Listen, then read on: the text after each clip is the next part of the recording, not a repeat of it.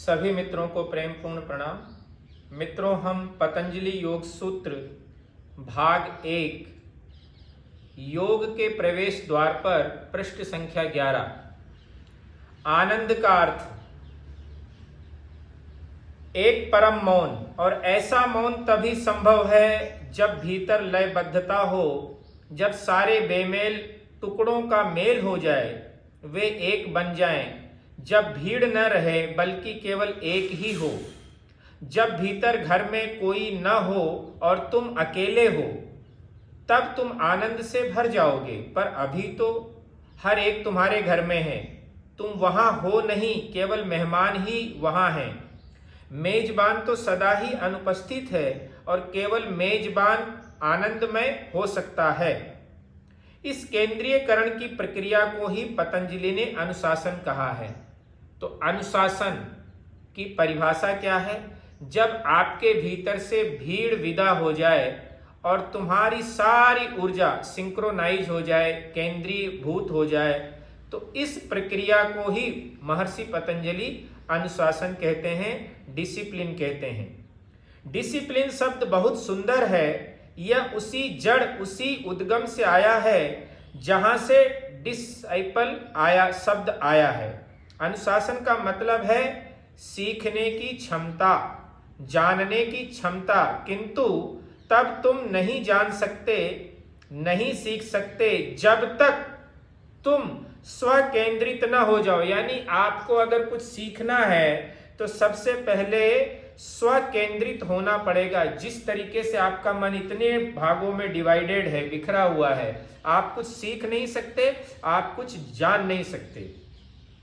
एक बार एक आदमी बुद्ध के पास आया। वह आदमी अवश्य कोई समाज सुधारक रहा होगा, कोई क्रांतिकारी। उसने बुद्ध से कहा, संसार बहुत दुख में है, आपकी इस बात से मैं सहमत हूं। बुद्ध ने यह कभी कहा ही नहीं कि संसार दुख में है। बुद्ध ने कहा, तुम दुख हो, संसार नहीं। जीवन दुख है, संसार नहीं। मन दुख है, संसार नहीं। लेकिन क्रांतिकारी ने कहा, संसार बड़ी तकलीफ में है। देखो कितना सा माइनर सा अंतर है और अर्थ का अनर्थ हो रहा है। मैं आपसे सहमत हूं, अब मुझे बताइए कि मैं क्या कर सकता हूं। बड़ी गहरी करुणा है मुझ में और मैं मानवता की सेवा करना चाहता हूं। तो जिन लोगों की हवा टाइट है, वो कहते हैं हमें समाज सेवा करनी है, ये बात उन लोगों के लिए है।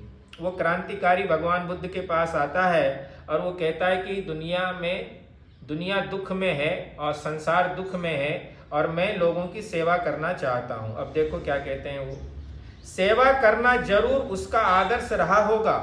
बुद्ध ने उसकी तरफ देखा और वे मौन ही रहे। उन्होंने देखा और वो चुप रहे। बुद्ध के शिष्य आनंद ने कहा, यह आदमी सच्चा जान पड़ता है, इसे राह दिखाइए, आप चुप क्यों हैं? तब बुद्ध ने उस क्रांतिकारी से कहा, तुम संसार की सेवा करना चाहते हो, लेकिन तुम हो कहाँ? जनाब, अभी तो आप हो कहाँ? मैं तुम्हारे भीतर किसी को नहीं देख रहा हूं। मैं देखता हूं और वहां कोई नहीं है।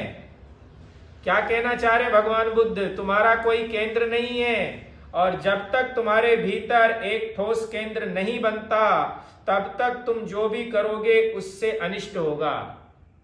जिसकी ऊर्जा 1000 दिशाओं में बटी हुई है, ऐसा व्यक्ति देश, समाज, मानवता की सेवा करने जाता है, उससे अनिष्ट होता है। हाँ, उसका खुद का अहंकार पुष्ट होता है। इसलिए बुद्ध पुरुष हमेशा कहते हैं, जब भी कोई व्यक्ति कहता है मुझे देश के लिए, समाज के लिए, मानवता के लिए कुछ करना है, तो कहते हैं पहले जाग तो जाओ महाराज, सेवा बाद में कर लेना। पर जागना चूंकि कठिन है, इसलिए हर आदमी सेवा करके अपने अहंकार को तृप्त करता है। इसलिए खास तौर से जो मेरे आसपास हैं, उनको तो ये भ्रम तोड़ ही लेना चाहिए कि आपका केवल एक ही कर्तव्य है, वो है जाग जाना। जागने के बाद जो भी जीवंत मास्टर आपके आसपास है, उससे पूछना कि क्या मैं सेवा करने का हकदार हूं। अगर वो कहता है कि जाओ तुम सेवा करो, जाओ तुम मेरी देशना को फैलाओ, तो फैलाओ। जब तक तुम्हारा गुरु तुमको नहीं बोल रहा है कुछ करने के लिए, तब तक तुम क्यों कर रहे हो? तुम बिना गुरु की आज्ञा के अगर कुछ कर रहे हो तो अपने अहंकार की पुष्टि कर रहे हो। माफ करना। तो तुम्हारे सारे समाज सुधारक, क्रांतिकारी, तुम्हारे नेता, वे सब अनिष्टकारी और उपद्रव मचाने वाले हैं। दुनिया बेहतर होती यदि नेता न होते, लेकिन वे आदत से मजबूर हैं। वे यही महसूस करते हैं कि उन्हें कुछ करना चाहिए, क्योंकि संसार बड़े दुख में है और वे स्वयं भीतर केंद्रस्थ हुए नहीं। अतः जो भी वे करते हैं उससे दुख की मात्रा बढ़ती ही है। केवल करुणा और केवल सेवा सहायक न हो सकेगी तो क्या होगा? आत्म केंद्रित व्यक्ति से उठी करुणा की बात ही और है, और भीड़ से उठी करुणा हानिकारक है, उपद्रव मचाने वाली है, वह तो जहर है। अब योग का अनुशासन। अनुशासन का मतलब है होने की क्षमता, जानने की क्षमता, सीखने की क्षमता। हमें ये तीनों बातें समझ लेनी चाहिए। होने की क्षमता, पतंजलि कहते हैं यदि तुम अपना शरीर हिलाए बिना मौन रहकर कुछ घंटे बैठ सकते हो तब तुम्हारे भीतर होने की क्षमता बढ़ रही है। शर्त क्या है? बिना अपने शरीर को हिलाए कुछ घंटे बैठ सकते हो तब तुम्हारे भीतर होने की क्षमता बढ़ रही है। तुम हिलते क्यों हो? कुछ पल भी तुम बिना हिले डुले नहीं बैठ सकते। तुम्हारा शरीर सतत चंचल है, कहीं तुम्हें खुजलाहट होती है, टांगे सुन्न होने लगती हैं, बहुत कुछ होना शुरू हो जाता है। ये सब हिलने के बहाने हैं। तुम मालिक नहीं हो। शरीर से नहीं कह सकते हो कि अब 1 घंटे तक मैं नहीं हिलूंगा। शरीर तो तत्काल विद्रोह कर देगा। उसी पल तुम्हें वह मजबूर करेगा हिलने के लिए, कुछ करने के लिए, और वह तुम्हें कारण भी देगा, तुम्हें हिलना ही है क्योंकि एक कीड़ा काट रहा है, वगैरह वगैरह। तुम उस कीड़े को जब देखने जाओ तो हो सकता है ढूंढ भी ना पाओ। तो क्या है? तुम आत्मस्थ नहीं हो, तुम एक सतत कंपित ज्वरग्रस्त हलचल हो। पतंजलि के बताए आसन किसी शारीरिक प्रशिक्षण से खास संबंधित नहीं है। पतंजलि जिस आसन की बात करते हैं वो कोई खास प्रशिक्षण से संबंधित आसन की बात नहीं कर रहे हैं, बल्कि वे एक आंतरिक प्रशिक्षण से संबंधित है। बस होना कि बिना कुछ किए, बिना किसी गति के, बिना किसी हलचल के बिना बस ठहर जाओ। यह ठहरना अंतस के केंद्रीकरण में सहायक होगा। यदि तुम एक ही आसन में ठहर सकते हो तो शरीर गुलाम सेवक बन जाएगा, फिर वह तुम्हारा अनुगमन करेगा। कहना क्या चाहते हैं? अगर शरीर को आपने साध लिया तो धीरे धीरे वह आपकी आज्ञा को मानना शुरू करेगा। शरीर जितना अधिक तुम्हारा अनुगमन करेगा उतना ही अधिक शक्तिपूर्ण और विराट बनेगा। तुम्हारे भीतर का अस्तित्व, और इसे ध्यान में रखना कि तुम्हारे शरीर में गति नहीं होती तो तुम्हारा मन भी गतिमय नहीं हो सकता। अगर आपको मन को रोकना है तो शरीर को स्थिर करो, आपका मन स्थिर हो जाएगा। क्योंकि शरीर और मन कोई अलग अलग चीज नहीं है, वे एक ही घटना के दो छोर हैं। तुम शरीर और मन नहीं हो, तुम हो शरीर और मन। तुम्हारा व्यक्तित्व मनोशरीर है, साइकोसोमेटिक जिसको कहते हैं। एक साथ शरीर और मन दोनों है। मन शरीर का सबसे सूक्ष्म हिस्सा है और तुम इसके विपरीत भी कह सकते हो। शरीर सबसे स्थूल हिस्सा है मन का। इसलिए जो कुछ शरीर में घटित होता है वही मन में घटित होता है, और इसके विपरीत जो कुछ मन में घटित होता है वही शरीर में घटित होता है। यदि शरीर में कोई गति नहीं हो रही और तुम एक ही आसन में स्थिर रह सको, यदि तुम शरीर को खामोश रहने के लिए कह सकते हो तो मन भी खामोश बना रहेगा। वास्तव में मन गतिमय बनता है तो शरीर में भी गति लाने की कोशिश करता है, क्योंकि शरीर में गति आएगी तो फिर मन भी आसानी से गति कर सकता है। गतिहीन शरीर के साथ मन गतिमय नहीं हो सकता। मन को गतिमान शरीर का सहयोग चाहिए।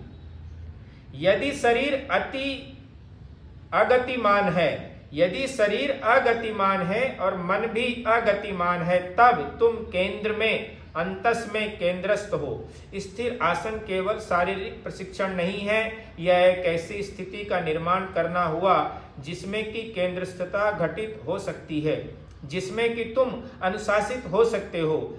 जब तुम बस हो, जब तुम केंद्रस्थ हो गए, जब तुम जान गए कि मात्र होने का क्या अर्थ है, तब तुम सीख सकते हो, क्योंकि तभी विनम्र बनोगे। तब तुम समर्पित हो सकते हो।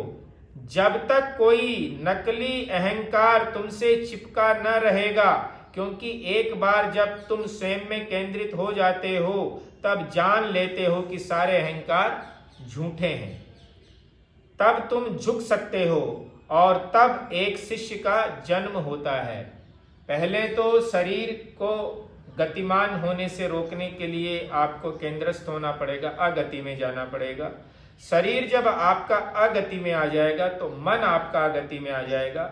शरीर और मन जब दोनों अगति में आ जाएंगे तब आप अपने केंद्रस्थ पर पहुंचोगे, अपने सेंटर पॉइंट पर। और जो व्यक्ति सेंटर पॉइंट पर आ गया वो अपने अहंकार को विसर्जित कर सकता है, तब वो सत्य को जान सकता है। ये एलिजिबिलिटी है, ये आपकी और मेरे जीवन की कहानी कह रहे हैं भगवान। और शिष्य होना एक बड़ी उपलब्धि है।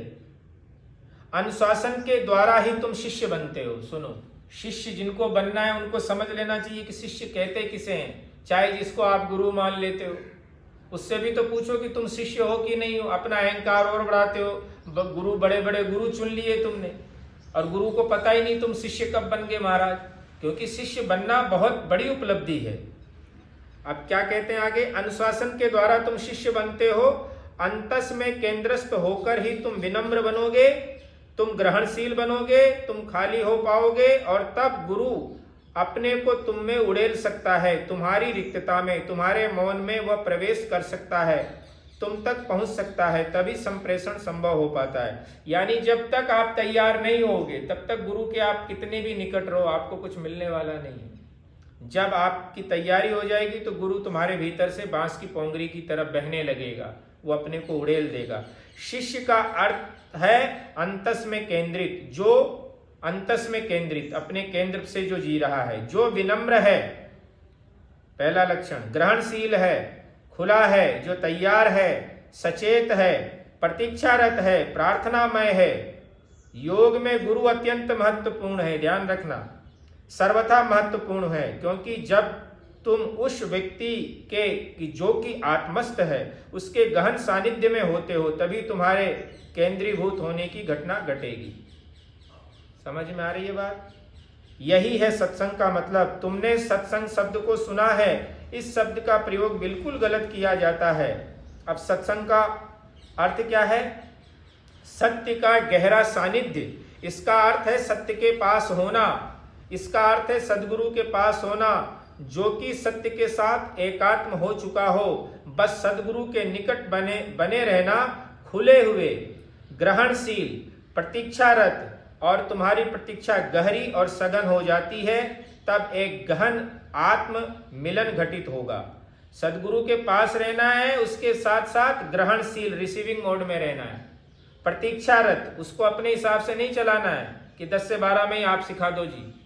प्रतीक्षारत, उसके मौज देखनी है कि कब गुरु की मौज आती है। जब उसकी मौज आएगी वो अपनी मौज से आपको देगा ना, तो आप सोच नहीं सकते वो कितना देगा। और आपके अनुसार अगर वो देगा तो जो भी देगा वो तुच्छ ही होगा। सदगुरु कुछ कर नहीं रहा है, बस वह वहां है, मौजूद, उपलब्ध। यदि तुम खुले हो तो वह तुम में प्रवाहित हो जाएगा। यह प्रवाहित होना ही सत्संग कहलाता है। अगर आप रिसीविंग मोड में हो तो गुरु आपके भीतर से प्रवाहित हो जाएगा, और इसी को लोग सत्संग कहते हैं। सदगुरु के साथ तुम्हें कुछ और सीखने की आवश्यकता नहीं है। यदि तुमने सत्संग सीख लिया उतना काफी है। गुरु के पास कैसे रहा जाता है, सदगुरु के पास कैसे रहा जाता है? पहले तो निकट रहो, सबसे मेन चीज। उसके साथ ग्रहणशील रहो और प्रतीक्षारत रहो। धैर्य रखो, जल्दीबाजी मत करो कि नहीं 5 से 6 में दे दो ज्ञान, 10 से 12 में दे दो ज्ञान, नहीं होगा। ग्रहणशील और प्रतीक्षारत। और प्रतीक्षा कितनी, बहुत गहरी प्रतीक्षा कि कोटि जन्म तक रगड़ हमारी, बर न हो शंभु नहीं तो रहूं कुंवारी। अनंत जन्मों तक प्रतीक्षा करने का भाव दशा आपकी हो, तब जाके सफलता मिलती है। तो तुमने सत्संग सीख लिया उतना काफी है। यदि तुम सदगुरु के निकट रह सकते हो बिना कुछ पूछे, बिना सोच विचार के, बिना तर्क के, बस गुरु के निकट उपस्थित हो, प्राप्ति हो, तो सदगुरु का आत्म अस्तित्व तुम में प्रवाहित हो सकता है। और आत्म अस्तित्व प्रवाहित हो सकता है, वह तो प्रवाहित हो ही रहा है। जब कोई व्यक्ति अखंडता प्राप्त कर लेता है तब उसका अस्तित्व एक विकिरण रेडिएशन बन जाता है, वह प्रवाहित होता रहता है। तुम उसे ग्रहण करने के लिए वहां हो या नहीं हो इसका कोई प्रश्न ही नहीं है। वह तो नदी की भांति बह रहा है। यदि तुम खाली हो, एक पात्र की तरह तैयार हो और खुले हुए हो तो वो तुम में बह आएगा। लेकिन अगर तुम पात्र नहीं हो, तुम रिसीविंग मोड पे नहीं हो, तुम्हें जल्दबाजी रहती है, प्रतीक्षारत तुम नहीं हो, खास तौर से ग्रहणशीलता यानी रिसीविंग मोड, प्रतीक्षारत, उसकी मौज देखना कि गुरु की जब मौज आए सदगुरु की तब वो बोले, तुम्हारे अनुसार ना बोले। तो तैयार खुले हो तो तुम में बह आएगा। शिष्य का अर्थ है वह व्यक्ति जो ग्रहण करने के लिए तैयार है। अभी तो हम आर्ग्यूमेंट करते हैं, आर्ग्यूमेंट करना हो तो उससे कह दो कि हम भाई 12 महीने तुमसे आर्ग्यूमेंट करेंगे, तो 12 महीने के बाद तो मत करो कम से कम। यहाँ लोग 8-8 साल से, 14-14 साल से, 20-20 साल से मेरे से आर्ग्यूमेंट ही कर रहे हैं। अरे या तो मैं सही हूं या मैं नहीं हूं। अगर मैं सही हूं तो खड़े हो जाओ साथ में, और नहीं हूं तो छोड़ जाओ ना। बहस क्या, सारी जिंदगी में बहस ही करता रहूंगा, सफाई देता रहूंगा।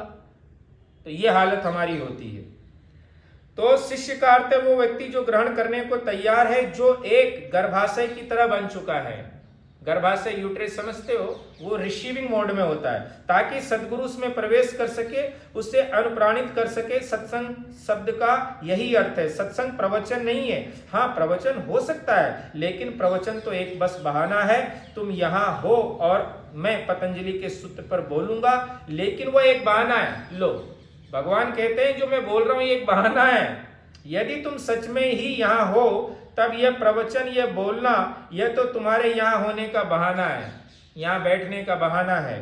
यदि तुम सच में ही यहाँ हो तो सत्संग आरंभ होने लगता है। मैं प्रवाहित हो सकता हूँ। वो प्रवाह किसी भी बातचीत से कहीं अधिक गहरा है। तो ये बातचीत तो क्या है, बहाना है। ठीक है।